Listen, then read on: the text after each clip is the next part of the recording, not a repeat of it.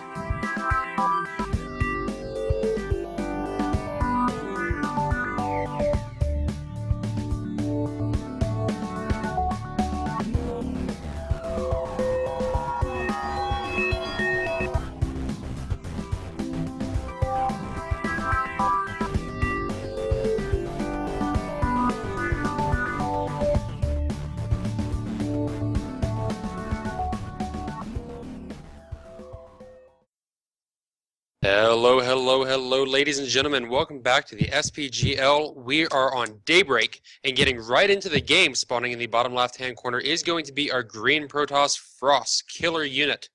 His opponent is going to be spawning in the top right here, making it a very festively Christmassy game, as the red Protoss is going to be IVN Boyo.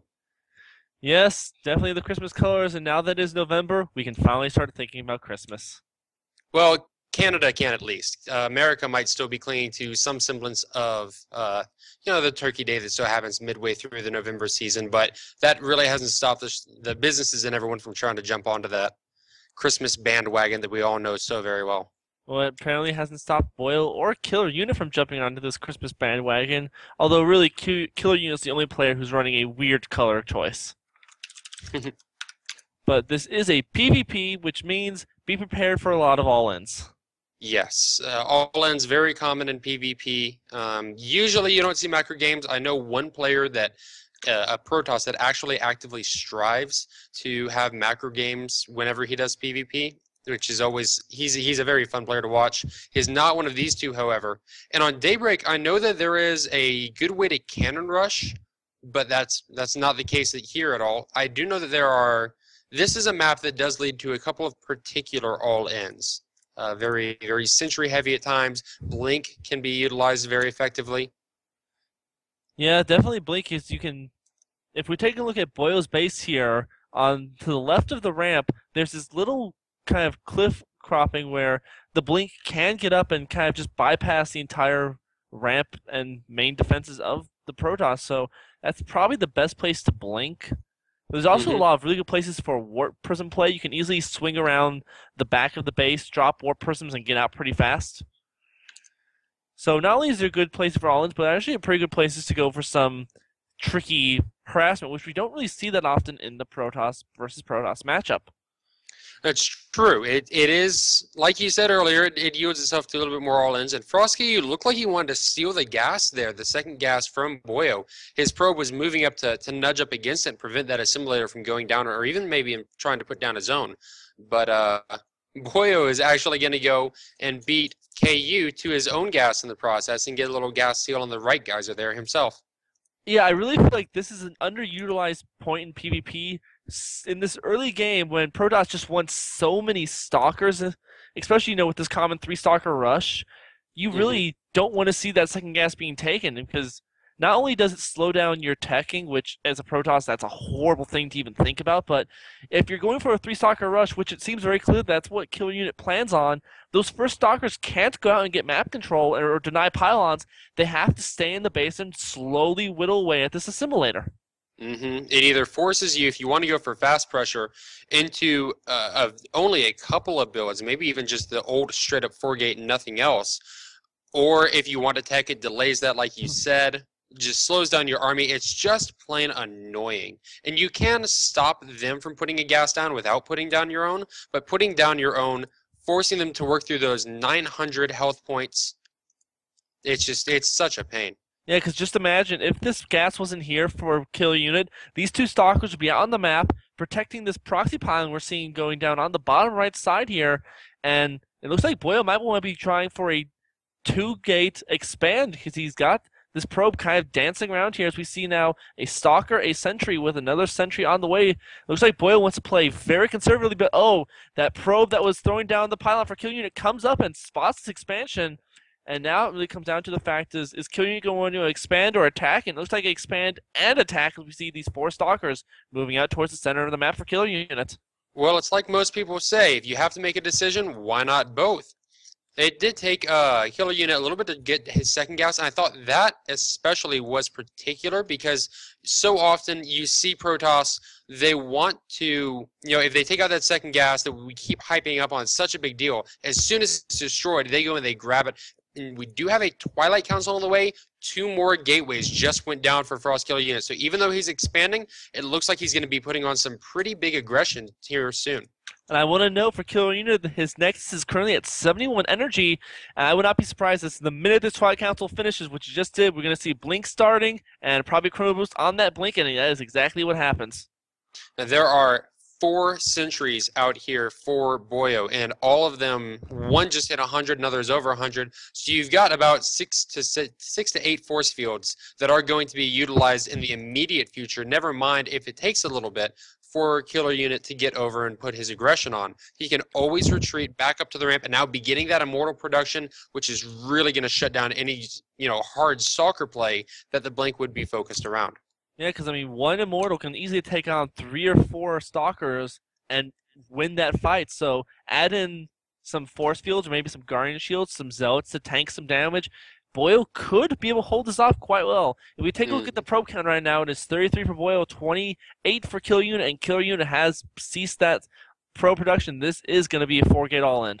Killer Unit doesn't even have his second Nexus rallied to the mineral lines. He wasn't even looking at that. Oh, and the scout by Boyo is going to, he's got a forward pylon down near his third, just sweeping over to see if there might happen to be anything here, and lo and behold, he does find it. Those sentries, that Immortal, they are all going to move out. How much Chrono energy does he have? Not a whole lot, so he won't be able to reinforce super, super quick. But he does take out one Zealot and is just delaying with those crucial force fields we were talking about. Also, if Boyle's paying attention, Killer Unit just revealed the fact that he has Blink, so we see the second Immortal right now on its way. Colossi Tech is about to finish right now, and this is a good attack angle for Killer Unit. Boyo cannot get good attacking, but nice force fields. Force fields don't really help that much against Blink Stalkers, though, and these probes are slowly being wheeled down, but a second Immortal jumps down into the fight, and more pretty good force fields. And that Guardian Shield doing so much tanking of the damage. And Boyle doing a good job of holding 4 now, being very coy with his attacks. There were 3 straight volleys from every single Stalker of Killer Unit that went onto the neutral supply depot. 3 full attacks that hit nothing of value to Boyo, and that let some of his Immortals just get those free shots in. The force fields are sort of forcing a couple of these Stalkers back, but like you said, not serving super big of a purpose, aside from maybe either forcing him to blink fully in and commit, maybe overcommit, especially with that cannon there as well. But with all these Stalkers, and he's not changing, he's not going anything else. He gets 1 Zealot. I think that might be about the second Zealot of the game for him. The attack is pushing back on. Some more force field coming down. Another Immortal coming from the top here. The Zealot is gone. No, I'm sorry, just coming up. But Stalkers are just straight up melting here for Killer Unit. the resources lost tab is actually pretty even. But, I mean, Killer Unit doesn't have anything behind this, and the worker lead is now by 10 to Boyo, who is continuing probe production behind this, even adding on another gateway and his own Twilight Council. Oh, but a big blink forward by Killer Unit, and those two immortals go down so incredibly fast, but we have probes attacking in the back right now, and the Stalkers slowly melting. This one cannon doing so much damage, 3 kills now. A couple more blinks, Killer Unit. Is he going to be able to hold this? I don't think so. I think there's enough now for Boyo to hold this initial aggression. Oh, this is looking so very close. Boyo having to pull out of his natural, heading back towards the main, trying to do a little bit of cleanup here and there to see if he can salvage just the remnants of his front line there and not have to completely fall back to another. That Immortal, though, still taking pot shots where he can. Yeah, if you take a look at the probe count right now, Boyo did lose 8 probes in this engagement, but it's still 36-27. So if Boyo can get another couple of Immortals out, and we did have finished that Robo Bay a long time ago, but no Colossi have started right now. Boyo doesn't have time. He needs Immortals more. And another big engagement from Killer Unit right now. Oh, probes are being pulled, then sent back, then pulled, then sent back. They're just being really confused, but they're just tanking a little bit of damage while Boyo's forces can continue to do the damage that is necessary. And now with them mining again, if you check out the income tab, there's a huge discrepancy in the minerals. But again, the push forward, trying to end this as Killer Unit has no fallback plan, but now these two Immortals pushing forward, wrecking Stalkers left, right, and center, and that looks like it might secure it for Boyo, who is nearly, well, was for a moment almost twice the supply of his opponent. Yeah, these two Immortals, 5 kills and, well, 1 kill, but it has to have done a lot of big damage, and this might be Killer Unit's last chance attack.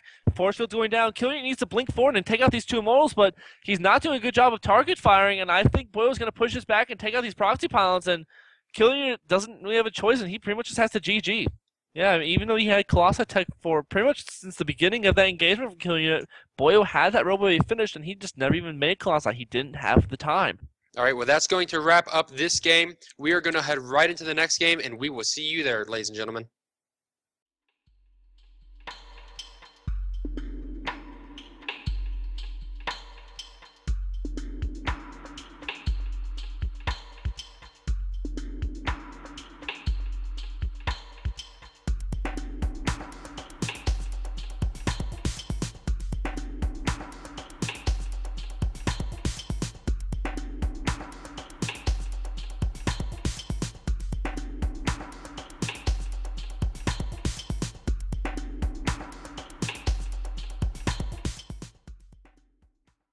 Welcome back to the Semi-Pro Gaming League, everyone.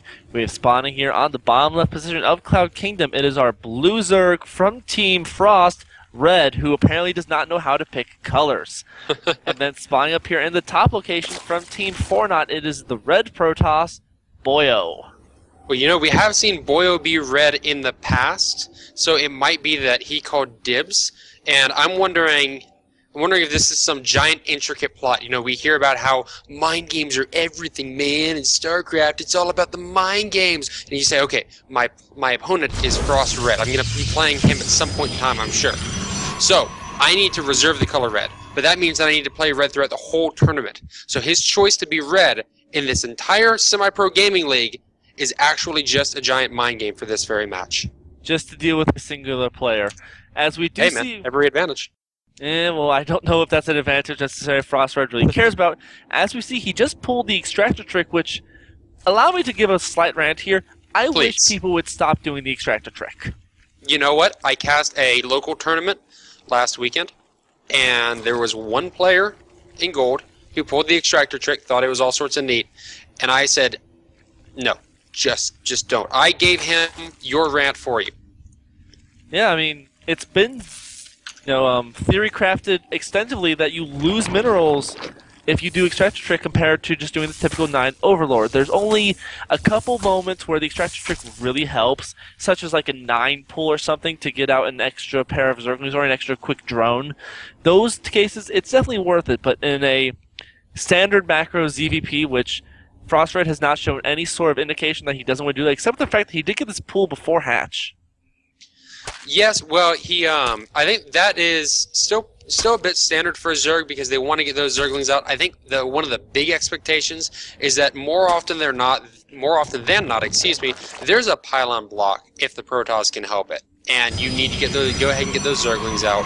You need to get them scouting the map to try to ward away the probe, to work on the pylon, so that you can get your hatchery up, so that you can get your macro machine really, really going, so you can ramp up and make sure that you have the proper defense for any possible all-in. Although I'm not sure if that's what we'll be seeing from Boyo, and I don't say that off of what we've seen thus far in this game, but just from casting a few other games from Boyo in the Semi-Pro Gaming League, he's a very fun player. Yeah, not only is he very fun, he's very innovative and very different. It's very rare to see Boyo pull the same sort of build in 2 straight games. I've seen series of like 5 games where he does a completely different build every time, and it's in the same matchup. But we do see here on this game that Boyo is doing the most standard of standard, getting out the Nexus, getting out the Forge, and then the Gateway, and down comes the Cannon. This is pretty much the most common Forge Fax expand you will ever see in a Protoss matchup. He even went for the 2 gas before that cannon, really making note of where his enemy Zerglings could be, how much time he had, and saying, you know what, I don't have to put down a cannon right now. I don't have to go Forge, then Cannon, then Nexus, like the super, super cautious Protoss might do.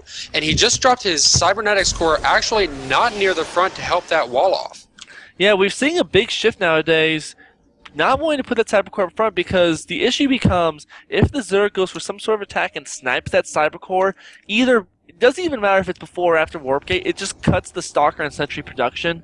And pretty much it comes to a case of if the Zerg goes for 3 base max Roach and they snipe the Cybercore, the Protoss loses. It's pretty much game over. No more sentries, you lose. So we are seeing a big shift nowadays. The Protoss putting the Cybercore not necessarily this far up. We still commonly see it down on the lower ground, but it's more to the back of the wall as opposed to being part of the wall. And if Boyo starts to feel a bit worried, we might see a pylon or a slightly misplaced gateway or something go down to block off this wall hole. But right now, looks like Boyo's just confident to get a robo down and not really close it off completely, but kind of funnel things a little bit. Right. Stop the potential just straight run through that there could be. And oh, this Overlord, a little not quite up on the hidden high ground there as he wish he might be. But yeah, I was going to say that as a Zerg player, I can attribute, seeing a Cybercore sniped, I know how big that is because there's that one game. Every Zerg player has had the one game where you're desperation mode, you're trying to get possible units out, and then you realize as you select your larva that your opponent has killed your Roach Warren and your spawning pool. And suddenly, 2 of your most clutch, cheap units that you might just win with are completely gone. And to lose that, especially the possible force fields, to lose that for a Protoss is just terrible. And actually, wow, gets a free Overlord there that is going to supply block Red for a little bit. Yeah, he does have 4 overloads on the way. He kind of saw it coming, but Boyo doing a very nice job here with a bit of Stalker micro. He is taking no losses with these 3 Stalkers. In fact, if you go to resources lost right now, Frost Red's at 131. Boyo is at 0-0. He's lost nothing. He's doing lots of damage as Zergling goes down, and so far these Stalkers have taken nothing but shield damage, and they're recharging. Yep, and that is one of the most powerful tools to use. Boyo showing his expertise with the Protoss ability, being able to hold that micro and really maximize that region through the shields that he has. One Stalker taking a little bit of damage thus far. Yeah, now the Warp Prism showing up. Oh, this is scary. A Boyo with a Warp Prism is one of the scariest things you'll find because Boyo has such incredible micro. He's going to pick off 1 queen. Is he going to pick off that second? It's going to be very close. Yes, he does get the second queen. He now is dropping the Stalkers up on the high ground. Gets 1 Overlord, gets a second Overlord. With those 2 queens down, there's no anti-air either to stop this Warp Prism, as Boyo is just manhandling the Zerg however and wherever he pleases. Yeah, take a note again at the resources lost. Frost Red 756 right now. Boyo still at 0. He has lost nothing in this entire engagement, killing Overlords, killing Queens. I mean, even just the fact that he's getting Queens, and now as we see Boyo take this 3rd base, without Queens, where is that larva production? Yep. It's going to slow down your larva production, which will slow down your workers and your army. Any potential creep spread. There are some creep tumors, 2 active creep tumors out about the map. And we do have one overlord that I do want to note in Red's favor. He's gotten an overlord parked into Boyo's base, but I mean, as much as he can see what's coming, he can't stop it right now. Yeah, seriously, these are just 4 stalkers, and Red can't do anything about them. Because Boyo just keeps picking up and dropping off, picking up, dropping off, and might pick up another overlord. I don't think he's going to be able to get it, and just great reaction. Boyo playing incredibly well, as we see with his average 231 APM. These stalkers are not dying, and Red has such a bigger army over here at this front, and Boyo just says, you know what, I'm going to go home. I have a 3rd base up. I'm nice and secure now. I got my 2 immortals out. I'm getting my Colossus. I'm getting upgrades. I'm getting Blink. I'm going to go home now, and things will be good. Yep, he's getting... he almost looks like he could be going for an Immortal Century all-in if he wanted to. And that's in addition to everything else that he's done thus far. Ooh, we have the Prism coming back into the main base here, and it's just a massive Overlord farm. There is a big push that was trying to come from Red towards the 3rd of Boyo, and he has to pull back. He's pulling back his entire army with an observer in tow to try to stop all of this. Yeah, these stalkers just continually harassing the Overlords. The Queen does pop out, but what a surprise. Boyo's going to micro with a Warp Prism and Stalkers and try to pick off the Queen, but he's not going to get it. Queen pulling back to the flying cars, but Stalkers having to deal with Zerglings, but then Boyo just says, okay, I'm going to lift up to the top and run your Zerglings all the way around again. But we do have Roaches coming down to defend, and I think Boyo's going to be forced to leave finally, but he's just done so much damage. Yeah, and like you said, hasn't lost a thing. I mean, 0. Nothing. Nada. Zilch. I can't emphasize enough how awesome that is. He has weapons level 3 on the way behind all of this. Yes, he has that. He has his first Colossi on the way. Every single sentry over here in the main base, which there's a total of 7 of them, they're almost all full of energy. We do have this big Zerg counterattack going to the 3rd base, and Frost is going to run away. Sort of, maybe. He's going to run right around and find a pylon, which is going to reveal it to Boyo. And with Colossi and so many sentries with force field, this attack is going to do nothing if Boyo hits the force field. Oh, this is going to be absolutely terrible for Red. I mean, as if things could get too much worse. The Colossus doing massive amounts of damage comfortably from behind the force fields. All the Roaches dead. All the Zerglings dead. Boyo now ahead by 12 supply, continuing his Colossus production, getting a 2nd robotics facility, which just began now the 2 Colossus at a time production. Armor level 2, thermal lance finishing. Go back to the main base of Red. We have 4 Stalkers working down on this infestation pit, and he might be able to pick it off. He warps in Zealots to help with the extra DPS. The Zealots are going to be forfeit, but that infestation pit is dead. And that's horrible because he just finished it. Now we have another infestation pit on the way to replace that one along with a Spire. And there's Spire over at this 3rd base. Did Boyo see that Spire? No, he did not. But, I mean, really, it doesn't even matter. Yeah, I'm not sure at this point. I would almost call this game done. I would say at the very least, this is Boyo's to lose. He could be ahead in supply if he wasn't devoting so much into the tech, getting a Stargate, 6 more gateways, continuing probe production. He's even picking up Gravitic Drive. I mean, this guy is not at want for anything. And actually, to note, the macro of our Zerg player is slipping a fair bit. He's got 15 larvae out. Well, we got big engagement here at the 4th base. Nice force field picking off a lot of Roaches, and these 2 3 Colossi just eat up everything. And again, Frost Red just keeps having to go home. I'm not sure what Frost Red can do. It almost looks like Frosted, and I'm not sure what he can do. Well, we have Boyo coming in with the Warp Prism, the 4 Stalker Warp Prism again, up on the high ground, picking up so many drones, and this is just gotta be so annoying for Frost Red because as soon as he goes in attack, Boyo just takes this Warp Prism with 4 Stalkers and just deals damage. And we have a big move out towards the center of the map. Boyo taking off the Watchtower at the far end, and at the same time, you know, Red's even having to make Spore Crawlers in his own main base just to deal with Warp Prisms, and they are Speed Prisms now, but here comes a big engagement for Boyo towards Frost Red's 4th base. Oh, this is going to be the killing blow if Boyo can help it. He does have, actually, an Idle Colossus sitting in the back. Does have a warp prism he can bring around to always act as a forward pylon. Doesn't have a really immediate pylon, and pulling those Colossus well behind the Stalker Sentry crowd so that the anti-air can have their fun ripping those Corruptors apart like the 4 Stalkers have been ripping apart the entire base of Red. Man, that commando group of Stalkers is like just the A-team of Stalkers, you know, going in, you know, possible suicide missions all the time and always just slipping right out. Yep, especially with that Warp Prism speed. Oh, we have a free Colossus out here in the middle of that. Free Colossus and Warp Prism. This might be a bit of a mistake. The Warp Prism trying to get away with a Colossi in tow, and with that speed, he's going to get away. Yeah, that was the one that was just sitting out, and unfortunately that Immortal will go down. I guess he just had the rally point there. He's making 2 more Warp Prisms. Boyo, what are you doing? You are just so silly. 6 cannons at the 4th base now, keeping even base with his opponent. And now the Roach Corruptor Surge is coming forward, not quite getting immediately spotted as Red did move forward to stop, or to not attack. Try to delay that alert, but like it matters. Look at this Warp Prism Micro keeping these 2 Colossi alive, and meanwhile, all the Corruptors are almost gone, and there's GG from Red. Boyo winning this game with just superior Micro.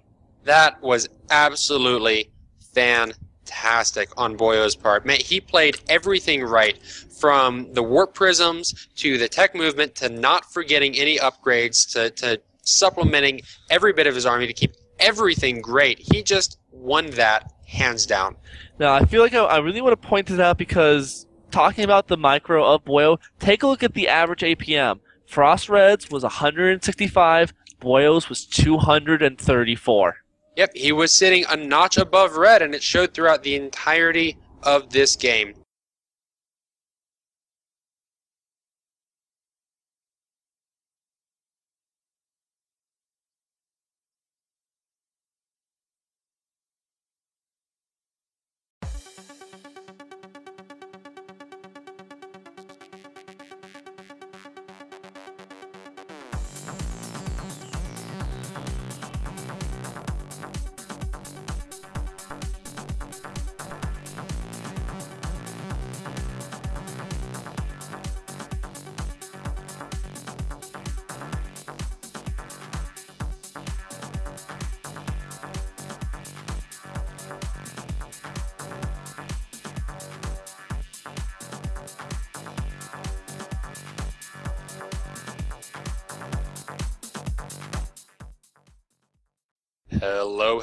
Hello, ladies and gentlemen. Welcome to the SPGL.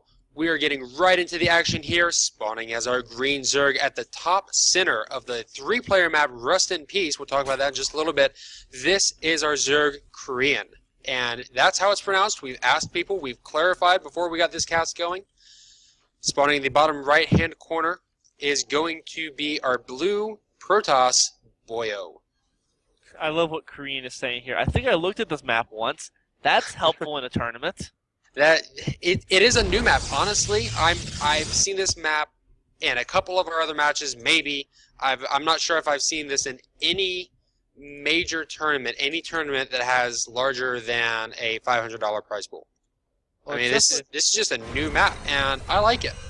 Yeah, it's a very interesting map. It's kind of one of the only 3-player maps that Professional StarCraft has seen since the name's escaping me. Testbug. I think we had this problem last week, but I couldn't remember the name. It's Testbug. Oh, I always remember because I thought the name Testbug fit with the terrain was all sorts of buggy, and it was like they were testing it for bugs. Ha ha! That's how I remember. Okay, I'll shut up now.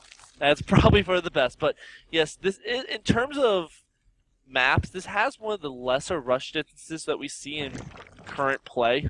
I mean, it's nothing like a Daybreak or Cloud Kingdom where it feels like you're running a marathon to get to your opponent's base. This one, especially, just because of the triangle type configuration, you just take essentially the shortest path possible, and you pass right by this one watchtower, which in this configuration with the top and bottom spawn locations, this one watchtower on the right side of the map pretty much covers all paths. Yep, that's going to be, unless you really really want to go around to get to your opponent. This one watchtower is going to be the key holder. And one of the big things that makes this very short is the openness of it. And I want to highlight that not because of the short rest distance, but because of the possibilities that gives to the Zerg. Zerg hates choked, as we all know from Metropolis and from a bit of Clouded Kingdom. They love the openness like we know from Ohana, and this mimics that a lot, allows for some great surrounds or some good baits for force fields. But if a Protoss is going to force field and he's way out in the open, like just above the watchtower on the right, like you were saying, this giant open area,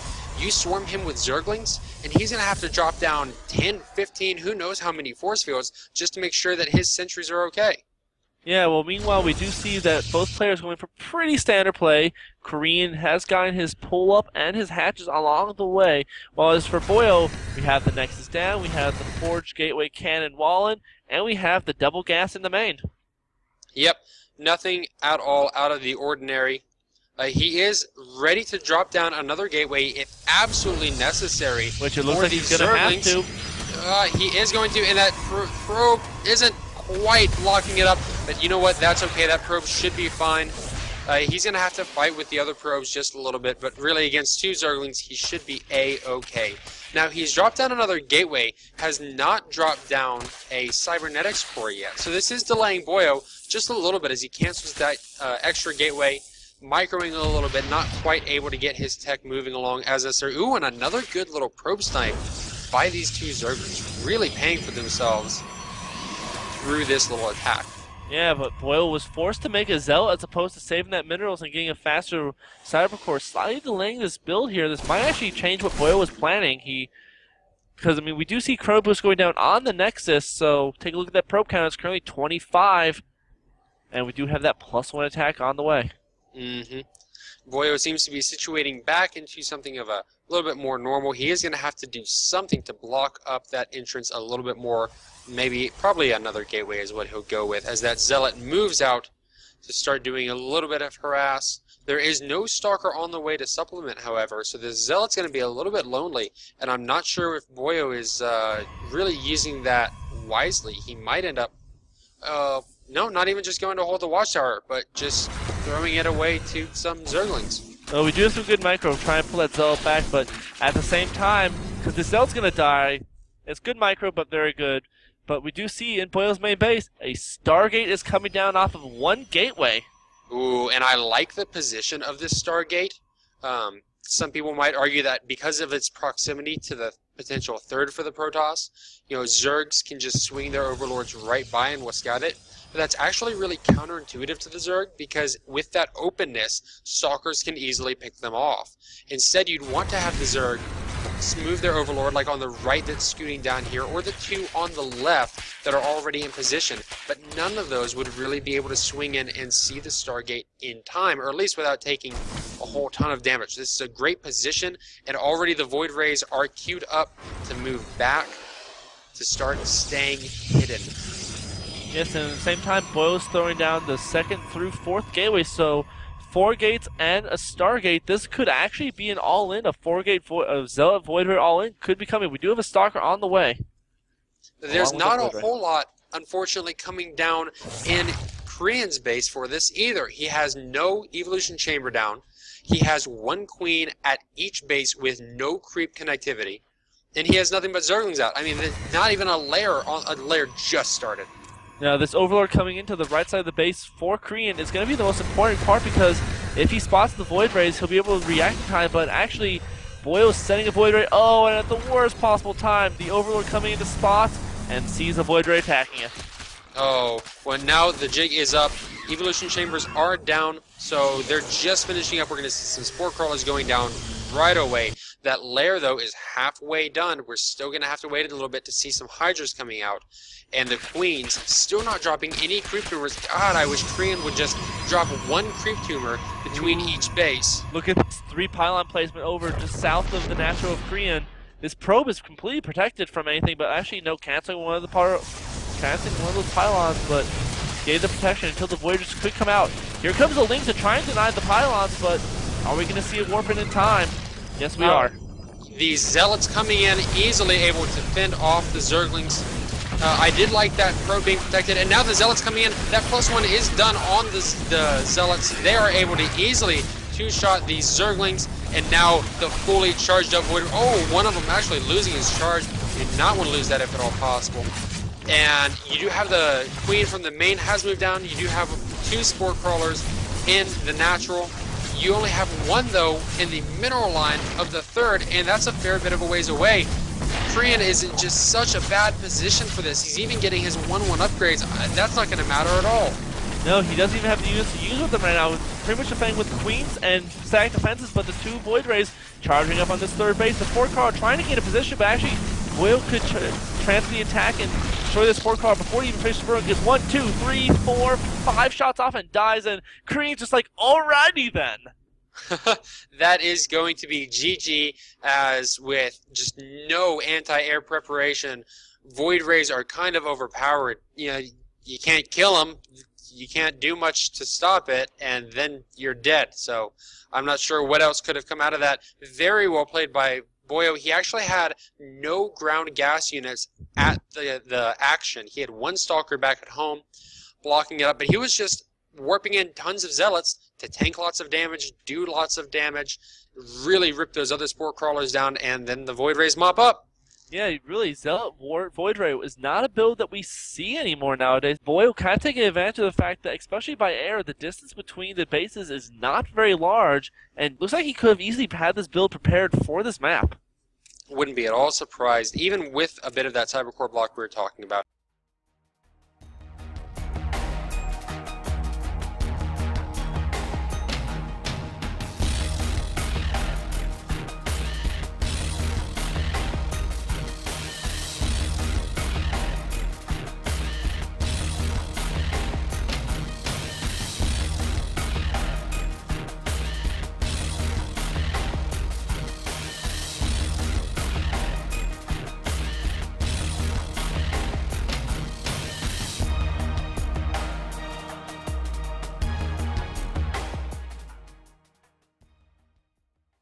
Thank you for watching, ladies and gentlemen. We hope you had as much fun as we did. For future updates on player spotlights, keep an eye on SPGL via Twitter @SemiProGaming and on Facebook at facebook.com/SemiProGamingLeague. Be sure to check out our sponsor, Antec, at antec.com. And we'll see you guys next time.